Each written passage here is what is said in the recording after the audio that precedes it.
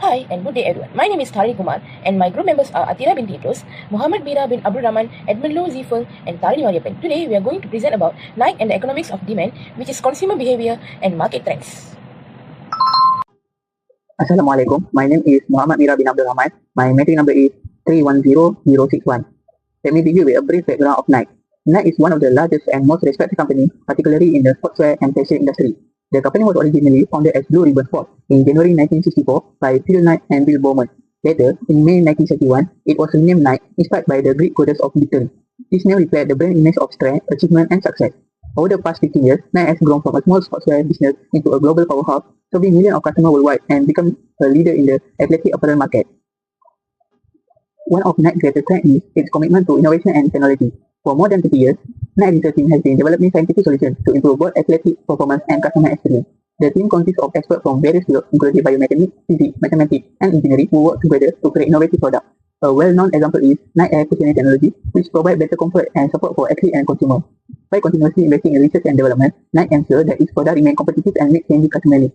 In addition to innovation, Nike marketing strategy play a major role in its success. Its famous slogan, "Just Do It," inspires people around the world to overcome challenges and achieve their goals.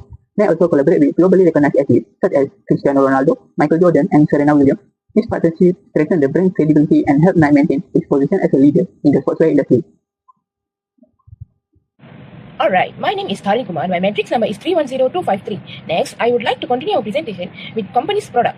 First of all, I would like to share about Nike products overview, which is Nike is a global leader in sports footwear, apparel and equipment also, known for innovation, quality and athletic performance. The continuous innovation strengthens Nike's global market position.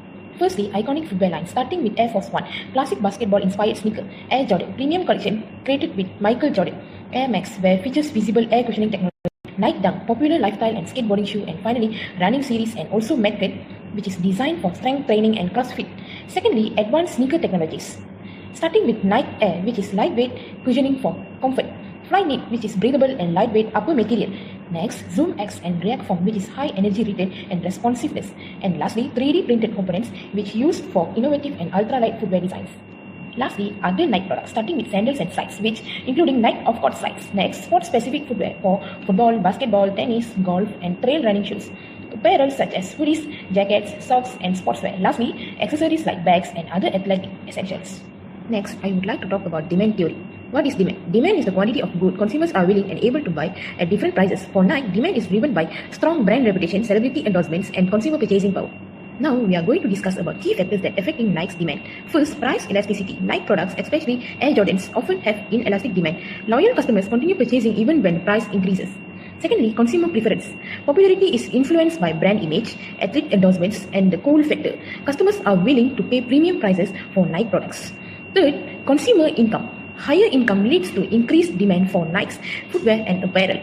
Moreover, market trends. Retro products like the Air Force 1 remain popular due to nostalgic branding. Demand stays strong across different generations. Next, demand forecasting. Nike uses data analytics and AI to predict customer demand, helps optimize inventory and reduce overproduction. For example, new Air Jordan releases often generate very high demand. Strong brand loyalty makes consumers less sensitive to price increases. Today, we will break down the 5 key determinants of demand that shape the market. Firstly, we have the price of product. Second, we have the consumer income. Thirdly, we have the price of substitute. Fourth, we have the price of complement. And lastly, we have the other determinants. Hi everyone, my name is Edmund Low, matrix number 310185. So today I'm going to present about the topic 3.2.1, price of the product. As we can see, price of the product can be related to the law of the demand. Easy to say, as the price of the product increases, the quantity demanded of the product will decreases. In the other way, as the price of the product decreases, the quantity demanded of the product will increases. So we can see that there's a negative relationship in between the price of the product and the quantity demanded. So let's see, based on the table 3.2.1, Nike announced to increase the price of the product by as much as 7% as a seasonal plan. So we can see the price increase from 150 to 160 and leads to a decrease in the quantity demanded from 120 to 100. Figure 1. Above shows the change in quantity demanded in the graph. A movement along the same demand curve caused by a change in price of product. So the demand curve is sloping downward from left to right due to the negative relationship in between the price of the product and quantity demanded. Next, 3.2.2, consumers' income. What's mean consumers' income? Consumers' income is individuals or households that receive the total amount of money to spend on goods and services. So the consumer incomes will affect the change in demand of normal goods and inferior goods. So what is normal goods? Normal goods is usually luxury goods such as Nike product, and for inferior goods, example like instant noodles. So normal goods, when consumers' income increase, the quantity demanded for normal goods will increase too. While for the inferior goods, when consumer incomes increase, the quantity demanded for inferior goods will decrease. So, based on the product of Nike, when consumers' income increases, the quantity demanded for Nike products will increase and shift the demand curve to the right from D2 to D3 as the figure 1 shows above. On the other hand, if consumers' income decreases, the quantity demanded for Nike products will decrease and shift the demand curve to the left from D2 to D1. And we can see that Nike targets customers in the age of 18 to 35 years old, where they are having high incomes and clustered in urban areas across the globe, so that will lead to increase in their overall demand of Nike product. Assalamualaikum, and my name is Atira binti Idrus. My metric number is 310053. So I will speak about the substitute goods that are product that can be used as alternative to satisfy similar needs of one. When the price of one substitute good increases, consumers tend to switch to another similar product, causing the demand for the substitute to increase. As shown in figure 2, when the price of good S increased from P1 to P2, the quantity demand of good Y increased from Q1 to Q2. For example, Nike and Adidas shoes is a substitute product. When the price of Nike shoes increased from RM9669 to RM709, the quantity demand of Adidas shoes increased from 100 unit to 200 unit. This demonstrates a positive cross-price elasticity of demand and a positive relationship between substitute goods. Next, I will explain the price of complementary goods as another determinant of demand. Complementary goods are products that are used together to satisfy a particular needs of one. The use of one product often increase the usefulness of the other product, which means when the price of one complementary goods change, it can affect the demands for the related product. As shown in the figure 2, good X and goods Y are complementary goods. When the price of good X increase from P1 to P2, the quantity demanded of good Y decrease from Q1 to Q2.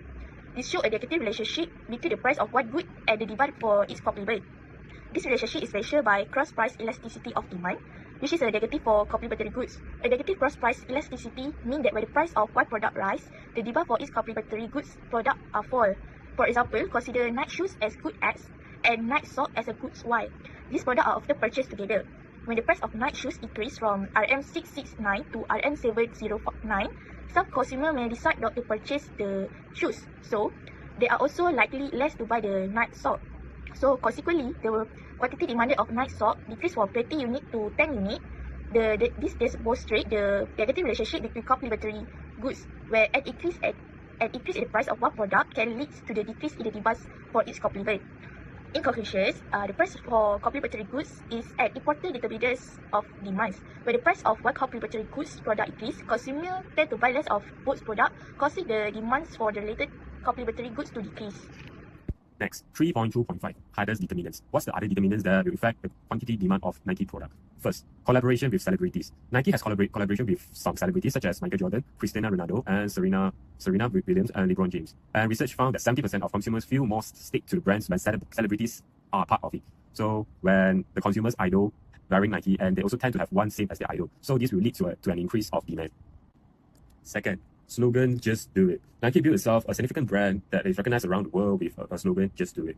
The slogan, just do it, advertised consumers to choose Nike product. As they purchase Nike's product, they have the ability to just do it anything in their life. So this will increase the quantity demand of Nike product.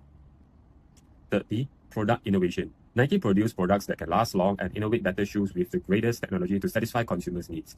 Nike implemented few enhancements such as cushioning technologies, lightweight materials, and performance-focused features to fulfill the market. With the high technology of running shoes, tend to attract more consumers to buy Nike's product, so that the Nike's product demand will increase in the market. Hello doctor, my name is Tarani Mariappan. My matrix number is 310081.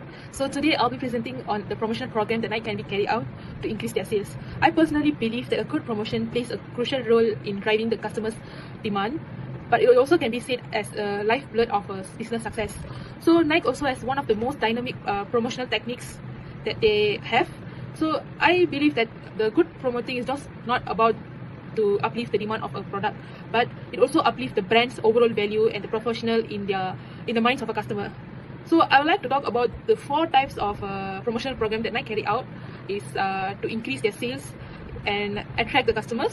One of it is digital marketing, endorsements of athletes, launching special editions, and community program. These are one of the top promotional program that Nike carry out. Now, let us look at the digital marketing that used by Nike. Digital marketing, one of the promotional program that always used by Nike to promote products because it's easier to connect with the customers because most of the younger generation are really connected to the social medias. So Nike's one of the most one of the most effective campaign is the digital marketing. So what they use Instagram, TikTok, YouTube to demonstrate their products to the customers. So one of the most controversial and then most successful campaign was the Dream Crazy campaign, which was held at 2018. So what they do is they post clips and pictures of the people telling about how they overcome their hard times with the inspiration quote below their video or a picture. So they actually encourage people to follow their dream no matter whatever happens in their life. It's actually attracted the younger generation to follow their dreams. So after the release of this Dream Crazy campaign, actually Nike have experienced a massive increase in their online sales. Just because after releasing just in a few days, their stock actually went up, because their sales was increases around 31%, and the stock price actually increases to $67.53 per share, which are adding a 6 billion to their company brand value.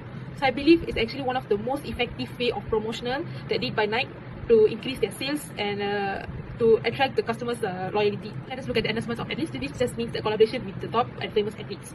So here, the athletes act as an icon who encourage the consumers to buy the product of the Nike by saying that they use the Nike products which help them to achieve the excellence in their respective sports. And one of the most famous collaboration and partnerships with Cristiano Ronaldo and Nike. Cristiano Ronaldo has been promoting the Nike products over the years. If you see in the picture there, it actually shows that the product of Nike, that the shoe is wearing, its name is a Microeconomics, which has been using over the years. It actually makes to reach the football fans worldwide to buy as same like the what Cristiano was wearing. So it has been like a fan moment. So a fan and worship. So whatever the Cristiano buy, his fans tend to buy the same. So I think it's one of the most effective way of the promotional that Nike has been done. So next, let us look at the launching special edition type of promotional. Okay, I will say it's like launching a special edition actually creates urgency and urgency in people among the consumers to buy, because if it's a limited edition, so if there is a limited stock, so if people didn't buy at the point, they might lose the chance to get it. So people will try to get it like to urgent to buy it. So there will be like a competition between it. So since it's a limited, it's harder to buy. So people will tend to get it immediately. So one of the example is the Air Jordan collaboration with Michael Jordan. They release a model which is a limited stock, and they will never restock when it finishes. So from here, there will be the loyal customers of the Nike.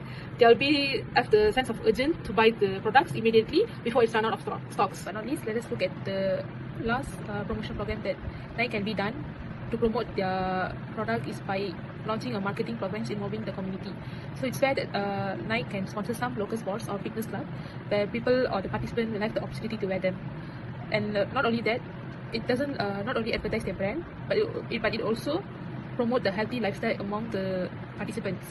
Okay, so one of the most famous community programs that held by Nike is the Run Clubs program, which is a community race that we held in an urban area where everyone can join no matter whatever the physical condition they have. So Nike app also tracks their progress, and which actually promotes the participants to use the app consistently. And Nike also can actually done discounts, installment payment option or student offer to make people more accessible to the lower income and the middle income group. And actually this type of promotional program can connect to people more and help them to have an interest in buying their products and increase their loyalty to the Nike. And in conclusion, I would like to say that in over the years, the demand for the Nike has been increased steadily because of their remarkable promotional programs. No matter whatever the market situation is, like the substitute products, the income falls from complementary goods, pricing, and all come into the play, Nike's strong branding ensures that demand does not decline over the years. Thank you. Nike is a clear example of how demand theory works in real life. The company's strong performance in the global market show how factors such as price, consumer income, preference, and substitute products can influence demand. Even in a competitive industry, Nike maintains high demand through its strong brand image and connection with consumers. From this analysis, Nike products can be seen as having relatively elastic demand. This is because of strong brand loyalty and perceived quality, where consumers are still willing to buy Nike products even when price increases.